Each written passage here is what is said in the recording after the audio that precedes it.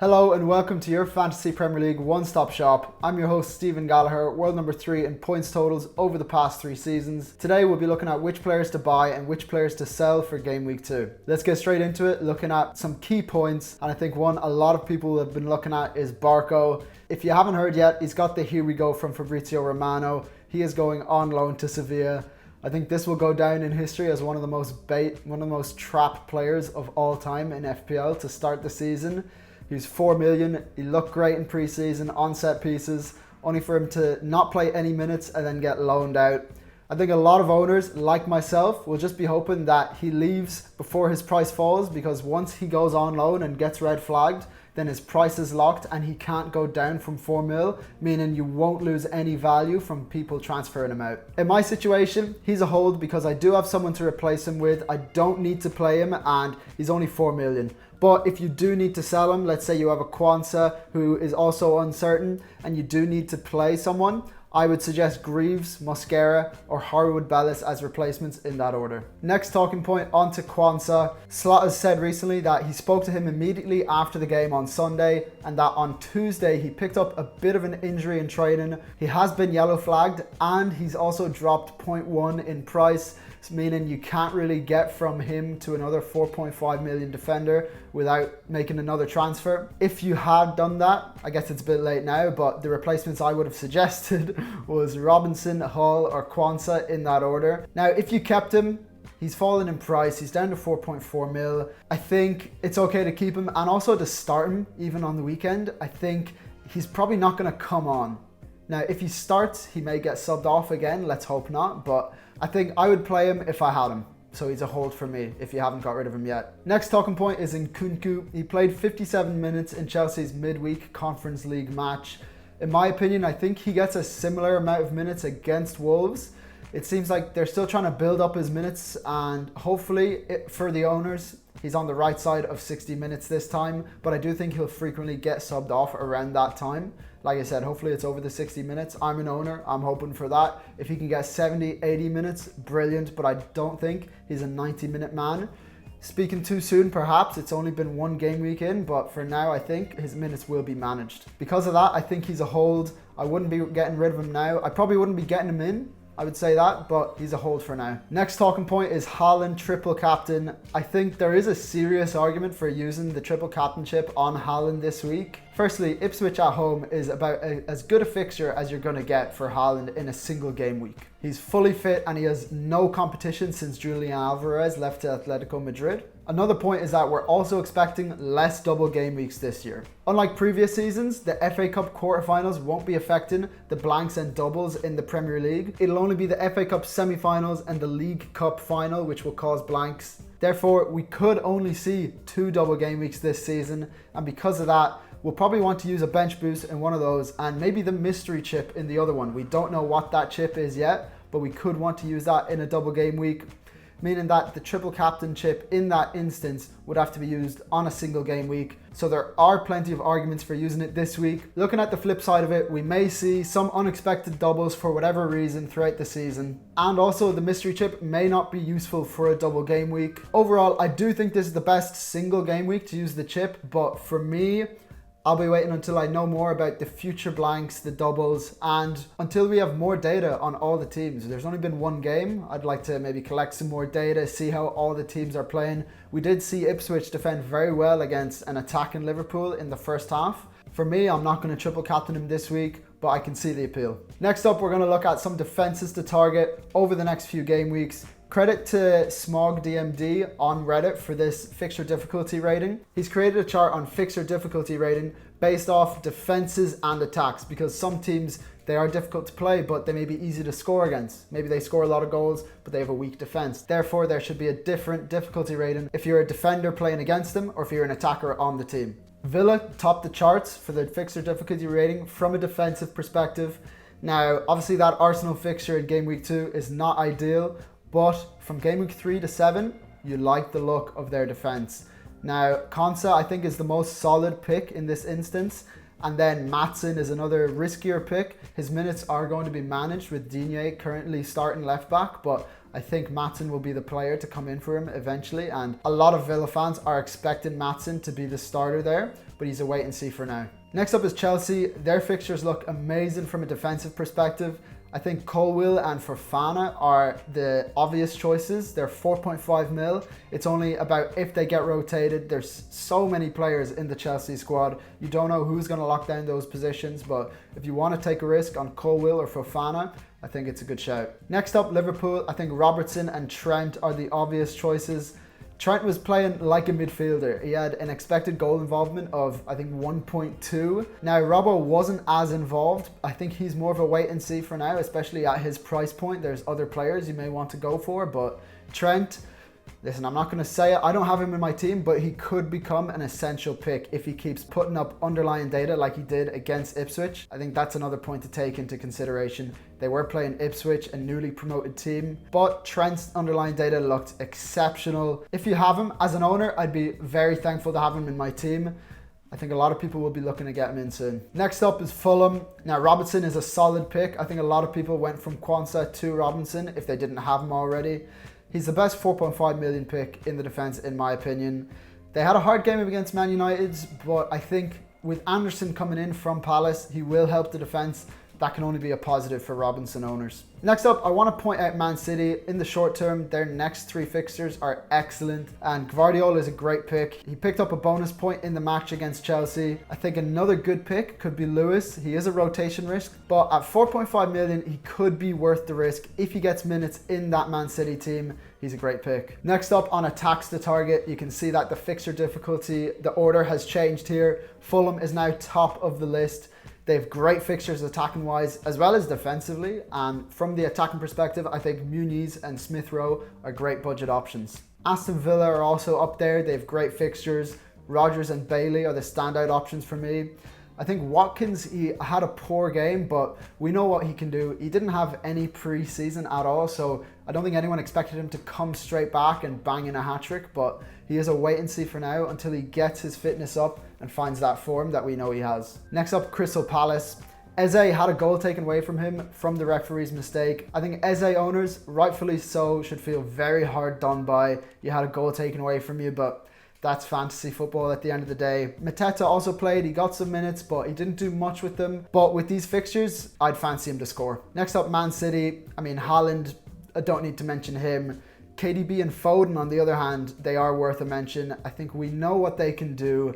It's just about predicting their minutes. KDB played a lot of minutes and Foden not as much. He came on towards the end of the game, but didn't really have an impact. But like I said, we know what these guys can do, and at their price points, if you have someone like a Palmer that you think, oh, maybe, you know, I might shift him off, could be a good choice to get one of these Man City boys, because if they get the minutes, they're going to get you points. Speaking of Chelsea, their next few fixtures are incredible from an attacking perspective as well.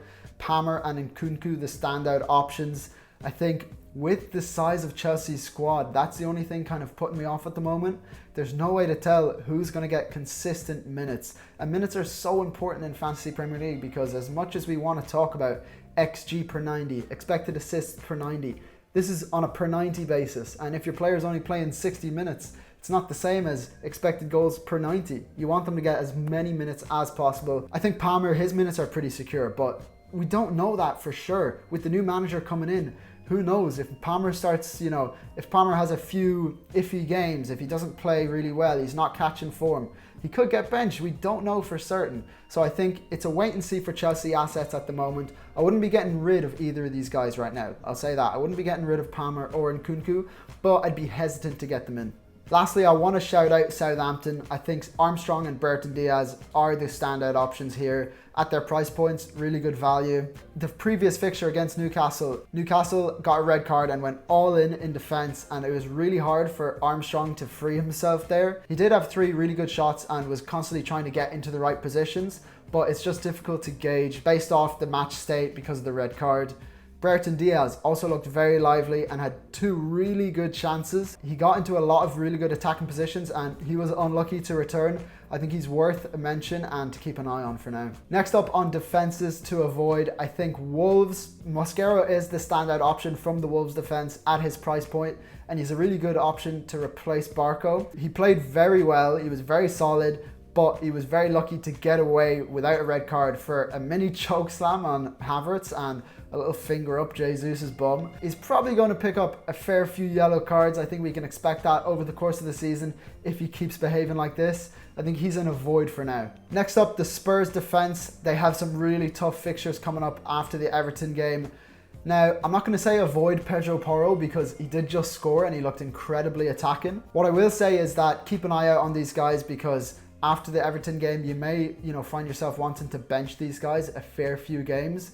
You may not want to invest a lot of money into the Spurs defense, but if you were to do that, Pedro Porro would be the standout pick. Next up, the Man United defense. Now, they have a really tough run with Brighton away, Liverpool at home, and then some good fixtures, Southampton away, Crystal Palace away, followed by Spurs and Villa. These aren't really good fixtures from a defensive point of view, and I see a lot of people transferring in Mazraoui. He played very well. He was very solid defensively. He picked up some bonus points. Really good performance from him, and as a United fan, I was really happy to see that, our new transfer coming in and having an impact on the game. What I will say is that from a fantasy football point of view, I don't think he's an asset that I would like to have. He doesn't bomb forward a lot, and he plays for, a shaky defense at best. If I was to pick a defensive option from a team, they would have to be an Arsenal, a Man City, these teams that are putting up a lot of clean sheets. Man United, I don't really expect us to do that a lot this season based off last season, but who knows? I think I would be cautious getting in Mazraoui. Don't expect a lot of attacking returns. Next up on attacks to avoid. Now, it's hard to look at Leicester after this Spurs fixture and say that you should avoid Vardy. I'm not necessarily going to say that, but I do think temper your expectations with Vardy because these fixtures aren't great from an attacking point of view. Next up, you can see that Spurs are second last in this fixture difficulty rating from the attacking point of view. Now, Spurs are a very attacking team. We know this. Ange Ball, he likes to attack. It's very risky from a defensive point of view, but great for your attackers. Son, he is essentially fixture proof. Now, what I would say about Spurs attackers is if you have one of them, great. I would highly suggest having a Spurs attacker, even though looking at this, you would say that their fixtures are poor, but they're a very attacking team. What I will say is maybe don't double up, triple up on Spurs attack. Have one or two to cover. Son and Solanke would be the standout options from those two. We can also see that Newcastle have some poor fixtures, but their next three are great. From Newcastle, I would keep Gordon, I would keep Isak, I would keep Murphy because the next three fixtures are brilliant. Man United have a pretty poor run, not a great run attacking wise. Bruno is the only option I would consider from the Man United team. He's the main man. I see a few people with Ahmad and Mount in their team. Now, they got good minutes, but I would avoid them, and I think it's just a wait and see on Man United attack. Next up, I'm going to fly through the positions, starting with goalkeepers, looking at this plot of expected goals conceded against bonus points. I think it's a good way to see a solid defense that concedes poor chances, but if they concede a lot of poor chances, that's quite a good thing because it means that the keeper is going to get those bonus points from the saves. Now, it's hard to say just from one game week. Throughout this analysis, I will keep mentioning that it's one game week. I think for goalkeepers, you need some more data before we can make a really pertinent analysis. So for now, I'm going to hope that you don't have any goalkeeper transfers to make. I will note that Henderson, as a Henderson owner, I am pretty worried based off the fact that Anderson has just left and Guehi might also leave. It's not great for Henderson owners. I think I'm going to hold him for now. Let's not make some goalkeeper transfers this early in the season. On to defenders. From this plot of expected goals conceded and expected goal involvement, Trent just absolutely clears. I mean, he's way up there. Like I said, he's putting up midfielder numbers and attacking midfielder numbers from his role as a right back that inverts. He's an option that I will be heavily considering, and I might have to shake up my team structure to get him in there. One thing I will do here is remove duplicate players from the same team, so only one player per team. And from that, you can see the standout options because you may not want to double up on a defense. I think it's a worthwhile analysis to see. You can see that Porro is a great option. Nico Williams was doing a lot of attacking, so was Digne, but I wouldn't hang my hat up on him now because his minutes aren't for sure. And then Mitchell from Crystal Palace, also a good option. Another cheap option, you can see that Greaves, who I suggested as a replacement for Barco, he's showing up here. Now, the expected goals conceded is very high. That's because they played Liverpool. Like I said, it's one game of data, but he does look like a threat from set pieces. Next up, looking at the midfielders, expected goal involvement against their bonus points. I've highlighted all the players with the highest goal involvement because I think it's a better stat to assess players from a fantasy Premier League point of view. We can see that Salah is clear. His game against Ipswich really got a lot of people who don't have him thinking they might want to get them into their team. Saka, I have him in my team. Very happy to have him there. He looks good based off that one fixture. Souček, as you can see down at the bottom, he looked very solid at 5 million. He could be a great shout, like the Souček of old. I think it was 2 seasons ago. He was a great pick. We also see Luis Diaz and Diogo Jota from the Liverpool side sneaking in there. They're great options too. Mitoma, I think he has been slept on a lot. He's a great pick, and if he can keep up his data like this, he's definitely an option worth considering at the 6.5 million mark. Especially if Nkunku starts to lose his slot. He could be the standout option to replace him or Bailey. I would say it was between now. On to the forwards. I mean, it's hard to assess, like I said, just off one game, but Wissa does look like a good option. I think Havertz is another player that a lot of people will be wanting to get into their team at some point in the season. Not sure when, but at some point you may want Havertz in your team. That Arsenal double up in attack, him and Saka, could be the play. Other than that, it's a mixed bag looking at this plot. I think looking at the expected points over the next few games, Haaland is top, followed by the Arsenal boys in Havertz and Jesus, followed by Isak, Gakpo, Wood and Muniz are tied there, which is interesting to see because I know that was a 50-50 for a lot of players going into the season. I went for Muniz personally, obviously lost out in the first fixture there, but their next fixtures look excellent. I'm happy to have Muniz in my team. Moving on to the next point, which is captaincy. This is my order. I think Haaland is the best option. I don't think a lot of people will argue with me there. Haaland against Ipswich at home. What more can you say? Next up, I would say Salah is the best captaincy option. I'd imagine if people don't have Haaland, they'll have Salah and they'll be captaining him, which is what I would do. From there, I think it gets a little bit tricky. I would suggest De Bruyne is the second best Man City option to captain. If you don't have Haaland, I would go for De Bruyne. His minutes, not 100% secure, but it's Ipswich at home. I'd fancy him to have an impact on the game there. Now, if you want to go for some differentials, I would say Eze and Palmer. It's kind of a toss-up between these two guys.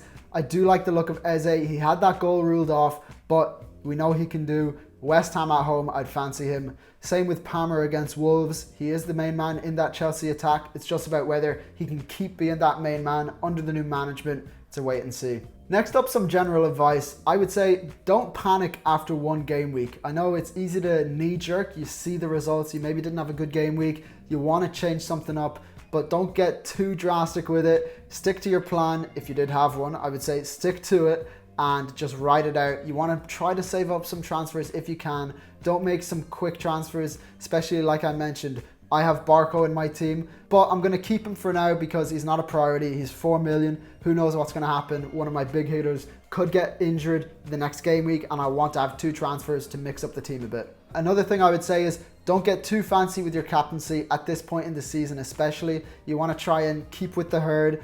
I would say if you have Haaland, captain him. If you don't have Haaland, you probably have Salah, captain him. Now, if you want to get differential, I would go De Bruyne, maybe Eze or Palmer. Personally, I wouldn't suggest it, but I would understand why you would go there if you're trying to get an advantage, get ahead of the crowd. But for now, I would suggest personally, go for Haaland. If you don't have him, go for Salah. Another point, like I mentioned, save up your free transfers. Now, I know this season you do get the option to save up to 5 free transfers. I don't know how many times I am going to be doing that this season. Maybe up to 3. I'd say if I got up to 4, I'd be in a very good spot.